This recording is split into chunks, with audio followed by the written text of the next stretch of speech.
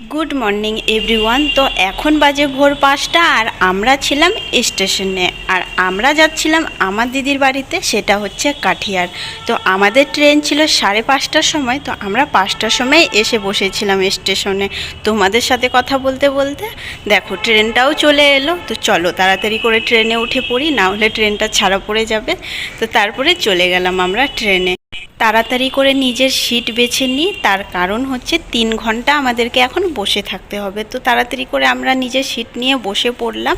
তারপরে দেখো আস্তে আস্তে করে মানুষজন ভিড় হতে শুরু করে দিল।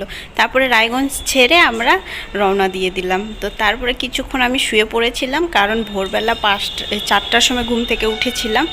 তো সেই কারণে ট্রেনে একটু শুয়ে পড়েছিলাম। তারপরে চলে এলাম এই যে কাঠিয়ার স্টেশনে। তো নেমে দেখি প্রচুর ভিড় ছিল। তারপরে টোটোতে করে চলে গেলাম দিদির বাড়িতে। তো সেখানে ছিল পূজা। তোমাদের সাথে দেখা হচ্ছে নেক্সট